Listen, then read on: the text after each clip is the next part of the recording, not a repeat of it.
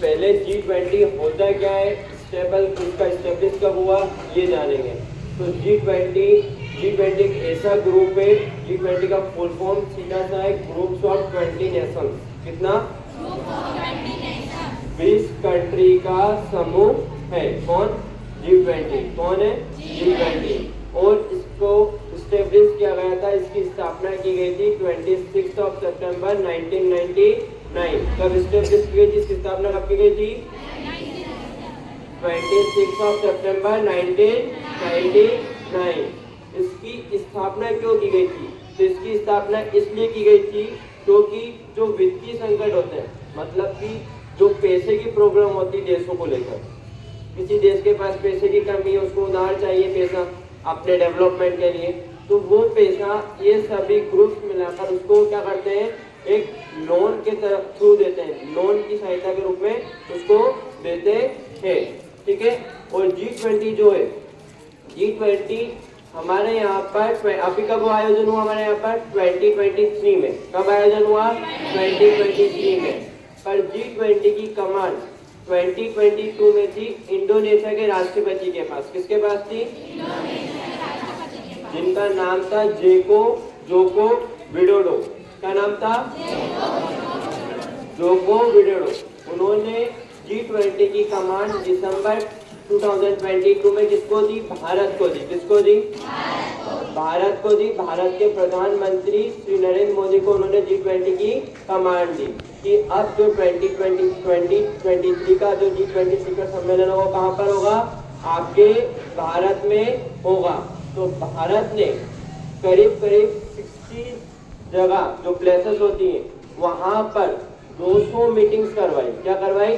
200 meeting, जिनमें different type के topics किसी भी तरह से ले लो, भले से आप उसको नेचर से ले लो, भले इकोनॉमी से ले लो, इंडस्ट्री ले लो, हर डिफरेंट टॉपिक्स पे मीटिंग्स हुई। उन मीटिंग में जो निष्कर्ष निकले, ठीक है, उन निष्कर्ष के आधारों पर कैसे क्या करना है, जिसकी अभी हमने हमारे यहाँ पर अभी जो लास्ट हुआ, जो 18वां समिट हुआ G20 2023 का जो समापन है, समापन कहाँ हुआ उसका? दिल्ली में हुआ।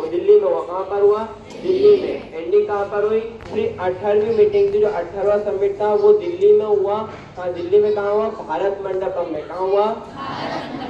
भारत मंडपम में हुआ।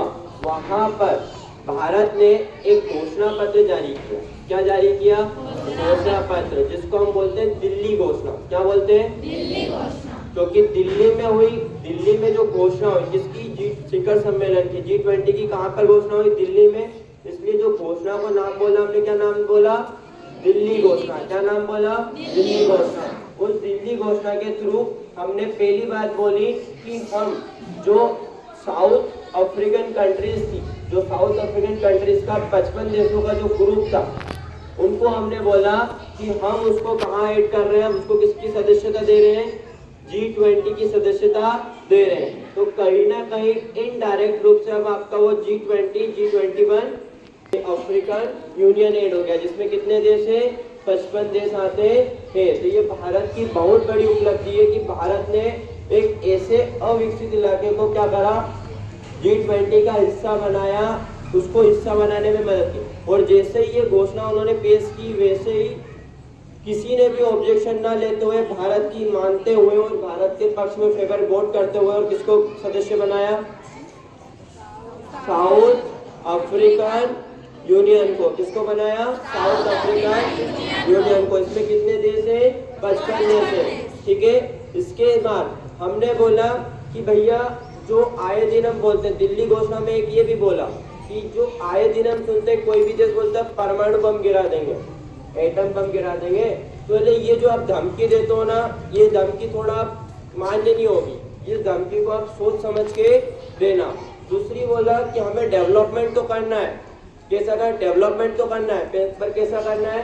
सस्टेनेबल करना है, मतलब सतत करना है। सतत का मतलब कि कहीं ना कहीं वर्तमान में वातावरण को नुकसान पहुंचाए बिना भविष्य की पीढ़ियों को ध्यान में रखते हुए हमें क्या करना है? डेवलपमेंट करना है। और इसके लिए हमें क्या करना है? हरित विकास को ज्यादा योगदान देना है। हरित का मतलब सीधा सा है ग्रीन के लिए ज्यादा जाना है।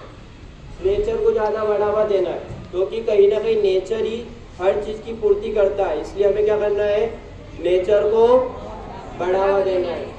इस जो आयोजन जो हमने किया था, इसकी थीम हमारे यहाँ पर ये थी, जो आयोजन हमने 2023 में किया था उसकी थीम थी वन अर्थ, मतलब कि एक पृथ्वी, पृथ्वी एक ही है। उसके बाद हमने एक और उसमें एक वर्ड डाला, वन फैमिली, मतलब कि इस अर्थ पे हम सब क्या है, एक परिवार है। क्या है, एक परिवार। और हमने एक और वर्ड ऐड किया जिसको हमने बोला वन फ्यूचर। क्या बोला, वन फ्यूचर, मतलब कि हमारा भविष्य सबका क्या है, एक भविष्य, मतलब कि आगे हम कहीं पे भी जाएंगे तो हमारा सबका भविष्य एक ही होगा। तो इसकी थीम क्या थी, one earth, one family, one future. और इसकी भावना क्या थी, वासुदेव कुटुंबकम। क्या भावना थी, वासुदेव कुटुंबकम, मतलब कि समस्त दुनिया मेरा परिवार है। इस अवधारणा के साथ हमने इसको 2023 शिखर सम्मेलन को G20 ग्रुप्स को स्टार्ट किया था। और लास्ट में दिल्ली समझौते में हमने अफ्रीकन यूनियन को ऐड करवाया, और ये बहुत बड़ी हमारी उपलब्धि है। और इसी के साथ हमने जो 2024 की कमान है ब्राजील के राष्ट्रपति को सौंप दी। जो लास्ट में जो मीटिंग हुई थी वहाँ पर सभी देशों के सामने जो ब्राजील के राष्ट्रपति थे उनका नाम था लूला डी सिल्ला। क्या नाम था, लूला डी सिल्ला। उनको हमने, ब्राजील के जो राष्ट्रपति थे उनको हमने, जो आने वाला जो 2024 में जो G20 का मीटिंग्स होगी वो कहाँ पर होगी, ब्राजील में होगी। तो उसके लिए हमने उनको